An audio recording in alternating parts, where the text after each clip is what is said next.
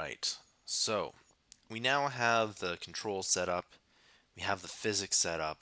What we need to do is set up the falling block so it actually, well, falls down.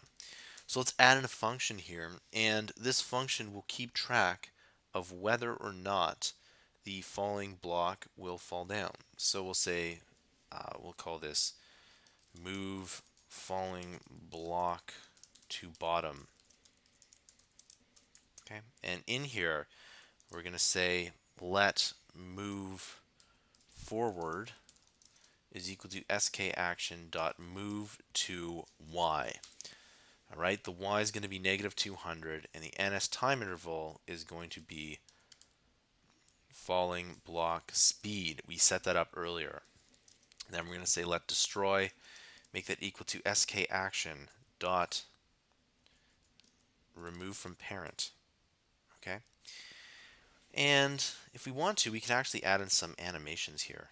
We could say let rotate animate is equal to skaction dot rotate by angle.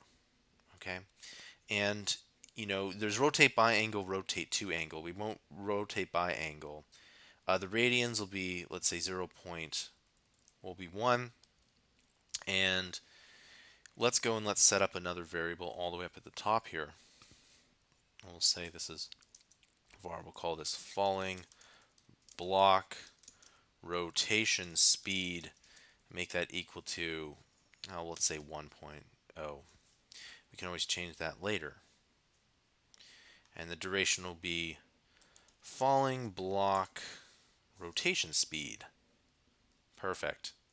So we're going to move forward, we're going to rotate, and then once it gets down to the bottom there, it will destroy it. So we'll say self, or we'll say let sequence is equal to skaction.sequence, and we're going to say wait, rotate, animate, and then destroy. Okay, so, and it should be, instead of wait, it should be move forward. Then we're going to go to falling block dot run action, and that action is going to be skaction dot repeat action forever, and then we're going to go to sequence. Okay, and that's going to allow us to move that here. Okay, and we're going to call this move falling block to the bottom. Okay, so I'm just going to copy and paste this in here, and there we go. And it should be dot repeat action forever sequence. All right, sometimes the autocomplete doesn't work the way you want it to. Okay, and you want to make sure that your brackets are set up. Okay, so what this will do is that this will go and it will move the falling block down to the ground. Now let's add in a timer falling block, and we need to set this on a timer. Okay, and the timer will be, okay, say let wait is equal to skaction.wait for duration, and we'll call this spawn falling, or we'll call this falling block spawn time. Okay, and we did set it up here, and even though variables are named, we'll say spawn time falling block. That's what it was called. No shame in going back up and getting it right the first time. Let's go and let's say let spawn is equal to skaction.run block, and we'll add in the curly brackets, and we'll say that this will be self.spawn falling block. So we're going to spawn the falling block.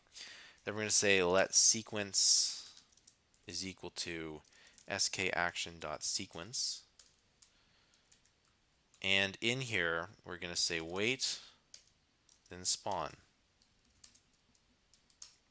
Then we're going to go to self.runAction, and we're going to say that this is skaction.repeat action forever, and we're going to repeat the sequence.